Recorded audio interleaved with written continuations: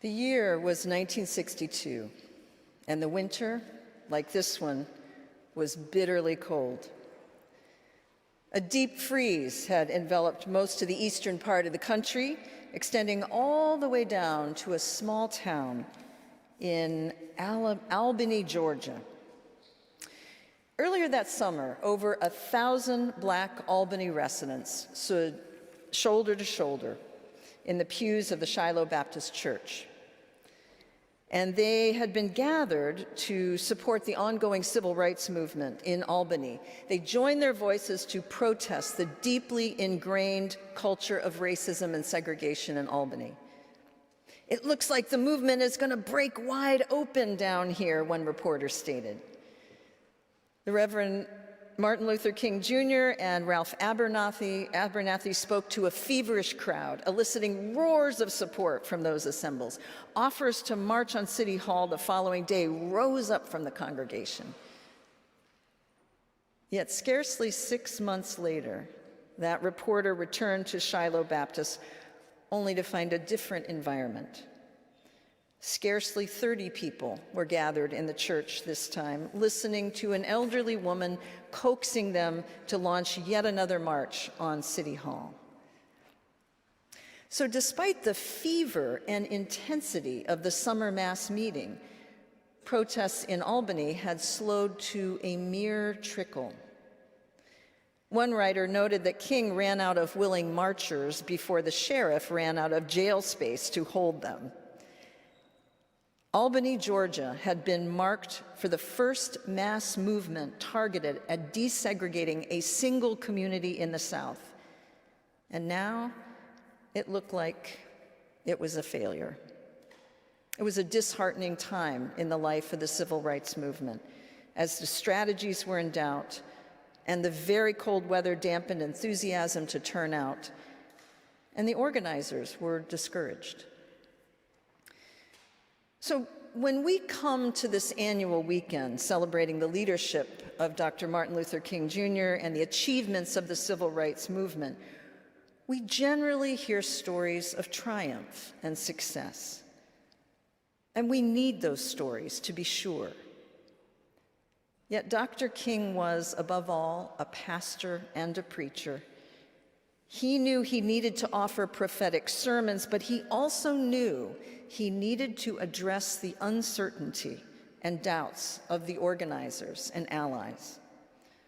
So in that cold winter of 1962, he drafted a sermon. He preached in various ways, various versions, and that was the sermon excerpt you heard, called Shattered Dreams. What happens when we confront shattered dreams, he asks. And then, as you heard in the reading today, he cited 3 responses, at least 3. One is to turn frustration into bitterness and resentment. The second is to withdraw completely and to intellectualize our feelings into a kind of comfortably numb apathy. And a third is to be resigned, to succumb to a kind of fatalism summed up by that phrase, "Well, it is what it is." Does any of this resonate with you, with the circumstances that face us today? It does with me. After many candidates that I favored in November's election did not win, I vacillated among all of these 3 emotions, plus going through the classic stages of grief, suffering loss, shock, denial, anger, depression. And I expect that tomorrow, I, and perhaps some of you, will be bringing similar feelings to the presidential inauguration. It is no small irony to me that the new president will be inaugurated on the same day that the nation is called to affirm values such as diversity, equity, inclusion for all citizens, when an incoming administration has vowed to dismantle all DEI programs in the federal government. Okay, take a deep breath. Because before I go on here, I want to pause for a moment. I have been with you now for a little over a week, and I have been listening carefully to what you say to me. And one voice that I've heard from different parts of the congregation says this: there is no place in this church for politics. I need to leave that behind when I come through the doors of this sanctuary. I want you to know I hear those voices and I respect them. This congregation can and should include a wide diversity of religious, spiritual, theological, and political beliefs.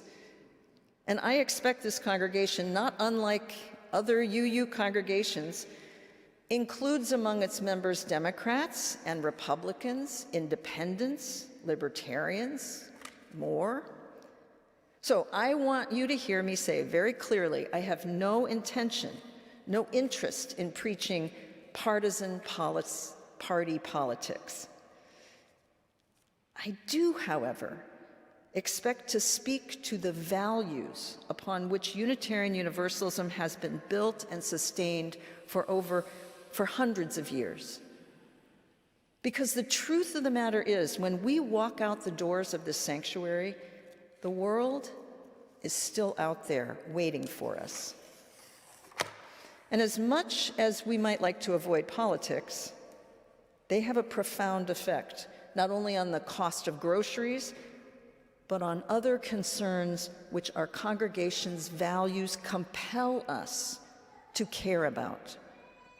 Whether or not our trans siblings can get life-affirming health care, whether or not the gains which have been made for people of color since the civil rights movement are being dramatically eroded, whether environmental protections will be reversed, and whether or not immigrants and refugees who have contributed to our nation's health and vitality will be returned to a world where they are stalked by poverty, fear, and death. These issues are real, and they will become only more urgent in the next 4 years. No preacher worth her salt should ignore them. As my colleague, the Reverend Dr. Jackie Lewis from across town at the Middle Collegiate Church frequently says, she says, "These are hot mess times." But Dr. King lived in hot mess times as well. He certainly knew discouragement. And as it has been said, the best sermons are the ones we preach to ourselves. So Dr. King was also preaching to himself and what he needed to hear at that time. And he listened to himself. And here's the thing, he didn't lose heart. In fact, the disappointments of the Albany, Georgia experiment provided valuable lessons for that organizing that would come shortly after in Birmingham, Alabama, and in preparation for the March on Washington a year later. Now, fast forward to 3 years after that. Dr. King was in a very different situation. He was a Nobel Prize winner with respect and recognition, both at home and abroad. He was preaching a different message, sermons that were both admonitions to his listeners and a call for change. One of them was preached on May 18th, 1966, as part of the Ware Lecture at the annual Unitarian Universalist Association's General Assembly in Hollywood, Florida. His title for that day was "Don't Sleep Through the Revolution." And King told the Unitarian Universalists assembled that day this. He said, quote, "The idea whose time has come today is the idea of freedom and human dignity. And so all over the world, we see something of a freedom explosion. And this reveals to us that we are in the midst of revolutionary times. An old order is passing away and a new order is coming into being. The great question is, what do we do when we find ourselves in such a period? Certainly, the church has a great responsibility because when the church is true to its nature, it stands as a moral guardian of the community and of society. It has always been the role of the church to broaden horizons, to challenge the status quo, and to question and break mores if necessary. I'm sure that we all agree that the church has a major role to play in this period of social change. And so I would like to suggest 3 things that the church must do in order to remain awake through this revolution. And then he continues on these 3 points. He says, first, we're challenged to instill within the people of our congregations a global perspective. Secondly, it is necessary for the church to reaffirm over and over again the essential immorality of racial segregation. And thirdly, the next thing that the church must do to remain awake through this revolution is to move out into the area of social action. It's not enough for the church to work in the ideological realm and to clear up misguided ideas. To remain awake, he says, through this social revolution, the church must engage in strong action programs to get rid of the last vestiges of segregation and discrimination. So, end quote. What then does King's admonition mean for the church, for our church, in the hot mess times we find ourselves in today? We will always feel that familiar tension between the calling that we feel to engage with spiritual life and practices, to seek that centering and peace which will rise above the messiness of politics, and the calling to be a social justice warrior with an urgent mission that allows no time for spiritual contemplation. This is a false binary, that our commitment to social justice must always be grounded in spiritual practice, for it is those spiritual practices which keep us from despair and that sustain our resilience and our commitments. Our spiritual life in this congregation must be intertwined with our personal commitment to act in ways that make the world more just, more hopeful, more fair, more peaceful, not just for ourselves alone, but for all people. So this is what I believe King meant when he talked about being awake, to be truly awake to what our spiritual life involves and how it requires us to be responsive to the world's needs. Awake. Awake. It's a powerful world, and the world's religions, and most notably and dynamically connected to the practices of Buddhism. When Buddha was asked, "Are you a god? What are you? Are you a god?" "No," Buddha replied. "Well, what are you?" And the Buddha simply replied, "I am awake." The point of spiritual practice is to be awake, to be fully present for each and every moment, to see truth of the world clearly, to hold all the contradictions of life in your heart and your mind without judgment. So to stay awake through the revolution of justice and equity and compassion, that has been ongoing since the days of the civil rights movement. And to stay awake, that's a good thing, right? It's what we as religious and spiritual people strive for through spiritual practice. Unfortunately, we live in an era in which words can be hijacked and redefined for partisan political purposes. Thus, the idea of being awake has morphed into a partisan meme, sort of thrown like a bomb by the left and the right. Awake has become woke, right.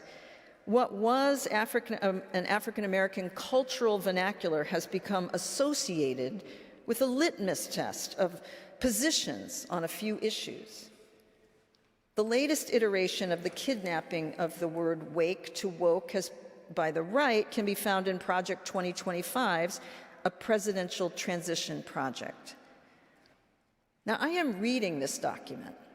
God help me, I'm reading this document. And the word woke is used by my count at least 20 times, referencing policies, practices, and culture. And broadly, the word woke, let's just go to a definition for a minute, has been defined by conservatives as the belief that there are systemic injustices in American society and that there is a need to address them. And their response is to say, we will never surrender to the woke agenda. And they have successfully reframed the original meaning of staying woke as described by that flaming radical New York Times columnist David Brooks in this way: to be woke is to be radically aware and justifiably paranoid. It is to be cognizant. This is good. It is to be cognizant of the rot pervading the power structures. So as we remember King today, we must also acknowledge the ways he was awake to the larger implications of his struggle for civil rights for African Americans. Because towards the end of his life, he expanded his understandings and advocacy to the linked oppressions of economic inequality, sustaining a permanent underclass, fueled by the excesses of capitalism and militarism. King's sermons today would almost certainly be dismissed by many as part of a woke agenda. All right, now let me just say this. There are times when doctrinal wokeness can be used as an intellectual or political cudgel, setting a standard of institutional purity and perfection which none of us can live into. And progressives are not immune to that form of purity culture in our own desire to practice justice and equity. That is the wokeness that both liberals and conservatives understandably rebel against. But I would argue that the basic premise of being awake that the Buddha describes involves and includes an ever-deepening awareness of linked oppressions, and must include the ways that the culture of white supremacy has sustained those oppressions over centuries. This is an awareness that calls us to work that is worthy of our faith. So my shattered dream is not that my candidate did not win the presidency. My shattered dream is that America, and white America in particular, will simply go back to sleep, like Rick Van Winkle, forgetting the hard-fought gains of the civil rights and Black Lives Matter movements, denying the rights of the LGBTQAI community, believing that men should have the final say over what happens with a pregnant person's body, rejecting the science of climate change and how it demands that our personal lives must change, and our corporate lives, corporations must change. America will not become great by sleeping through the revolution. These are the shattered dreams I had before the election, which I must confront and renew in order to resist the tyranny of denial and complacency. So we're all going to wake up tomorrow, and all that day holds. And as we do, let us be awake and prepared to act on the values we cherish. Let us sustain hope and encouragement in the face of disappointment. You know, at the end of King's Ware lecture, he returns to the familiar soaring rhetoric, which later was made famous in his I Have a Dream speech. He was speaking to a room full of Unitarian Universalists, much like this one, and quoting our own Theodore Parker when he said, we can sing, we shall overcome, because somehow we know the arc of the moral universe is long, but it bends towards justice. We shall overcome because Carl is right. No lie can live forever. With this faith, we will be able to hew out of the mountain of despair a stone of hope. So friends, on the eve of this Martin Luther King Jr. holiday, on the cusp of this new administration, I implore you, don't fall into complacency, apathy, or despair. Stay alert, stay awake. And the next time someone throws out wokeness and it's meant to deride your desire to bring truth to power, say, yes, I'm awoke, I'm woke, I'm awake. And I want you to wake up too. I want you to wake up, political pundits, wake up, politicians, wake up and rise up. In fact, will you rise up now? Rise up with me as you're willing and able, because we're going to close this service by singing James Weldon Johnson's powerful hymn that has become known as the African American national anthem, Lift Every Voice and Sing. Let's lift our voices and sing together now. Amen.